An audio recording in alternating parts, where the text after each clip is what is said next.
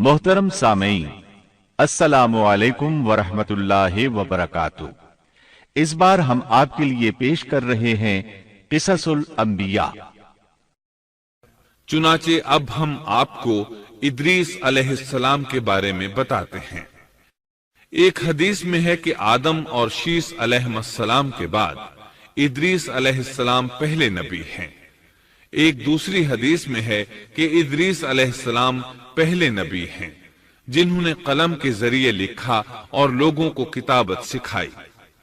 हाफिज इब्ने कसीर ने उनका हुलिया कुछ यूं बयान किया है: पूरा कद्दो-कामत, खूबसूरत, खूब रू, घनी दाढ़ी, उम्दा औसाफ के मालिक, चौड़े कंधे, मजबूत हड्डियां, दुबले पतले, सुरमगी चमकदार आंखें, गुफ्तगू बावकार, खामोशी पसंद, संजीदा और मतीन, चलते हुए नजर नीची, इंतहाई फिक्र खौज के आदी, गुस्से के वक्त सख्त गजबनाक, बातें करने में शहादत की उंगली से बार बार इशारा करने के आदी। इद्रीस अलैहिस्सलाम शीस अलैहिस्सलाम की शरीयत पर अमल पैरा रहे।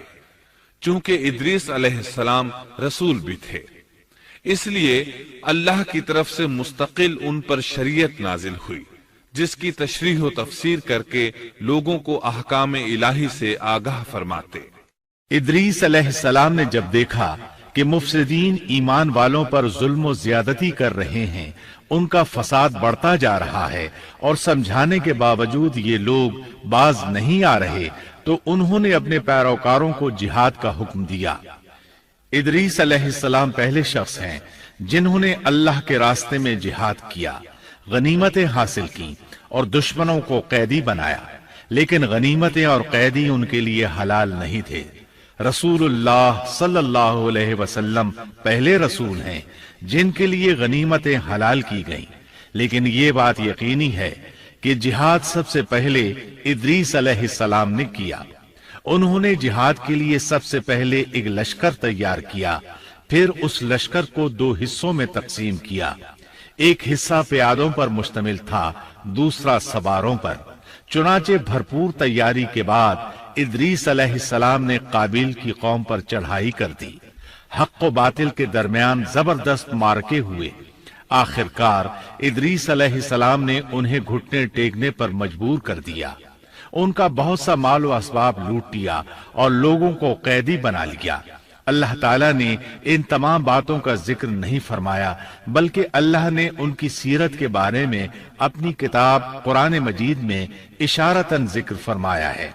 मसलन सूरह मरियम आयात 56 और 57 में इरशाद होता है, और इस किताब में इद्रीस का भी जिक्र कर, वो भी नेक किरदार नबी थे, हमने उन्हें बुलंद मकाम पर उठाया।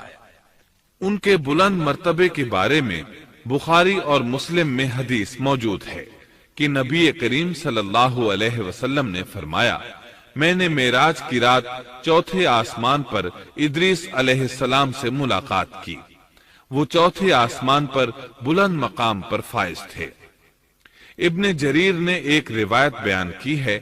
वो रिवायत इस बात की वजाहत करती है कि अल्लाह ताला के इरशाद वरफ़अनाहु मकानन अलिय्या से क्या मुराद है, इसका क्या मफहूम है। इब्ने जरीर के अलावा दीगर बड़े बड़े मुफस्सिरीन और मुअर्रिखीन ने भी इस रिवायत को जिक्र किया है, लेकिन इसकी कोई सही सनद नहीं मिल सकी। वो रिवायत ये है। इब्ने अबी हातिम वगैरह ने इस रिवायत को हिलाल बिन यसार से बयान किया है। वो कहते हैं, मेरी मौजूदगी में इब्ने अब्बास रज़ी अल्लाहु अन्हुमा ने काब रहमतुल्लाह अलैहि से पूछा, काब, इद्रीस अलैहिस्सलाम के मुताल्लिक अल्लाह ताला के इस कौल वरफ़अनाहु मकानन अलिय्या, हमने उन्हें बुलंद मकाम पर उठा लिया, का क्या मतलब है? तो काब रहमतुल्लाह अलैहि ने जवाब दिया, अल्लाह ताला ने इद्रीस अलैहिस्सलाम पर एक मर्तबा ये वही नाजिल फरमाई, ऐ इद्रीस, तमाम आहले दुनिया जिस कदर रोजाना नेक अमल करेंगे उन सब के बराबर मैं तुझे हर दिन अजर दूंगा। इदरीस अलैहिस्सलाम ने यह सुना तो उन्हें ख्वाहिश महसूस हुई कि मेरे आमाल में रोज अफसू इजाफा हो, इसलिए उम्र का हिस्सा तवील हो जाए तो अच्छा है। उन्होंने वही इलाही और अपने इस ख्याल को एक रफीक फरिश्ते पर जाहिर करके कहा, इस मामले में मौत के फरिश्ते से गुफ्तगू करो ताकि मैं नेक आमाल का ज्यादा से ज्यादा वक्त हासिल कर सकूं। उस फरिश्ते ने जब ये सुना तो इदरीस अलैहिस्सलाम को अपने बाजुओं पर बिठाकर ले उड़ा। जब ये चौथे आसमान से गुजर रहे थे तो मौत का फरिश्ता जमीन पर आने के लिए उतर रहा था। वहीं दोनों की मुलाकात हो गई। दोस्त फरिश्ते ने मौत के फरिश्ते से इदरीस अलैहिस्सलाम के बारे में गुफ्तगू की। मौत के फरिश्ते ने दरियाफ्त किया, इदरीस अलैहिस्सलाम कहाँ हैं? उसने कहा, मेरी पुश्त पर। मौत का फरिश्ता कहने लगा, मुझे अल्लाह की तरफ से ये हुक्म मिला है कि चौथे आसमान पर इदरीस अलैहिस्सलाम की रूह कब्ज करूं, इसलिए मैं सख्त हैरत में था कि ये कैसे मुमकिन है। इदरीस अलैहिस्सलाम तो जमीन पर हैं।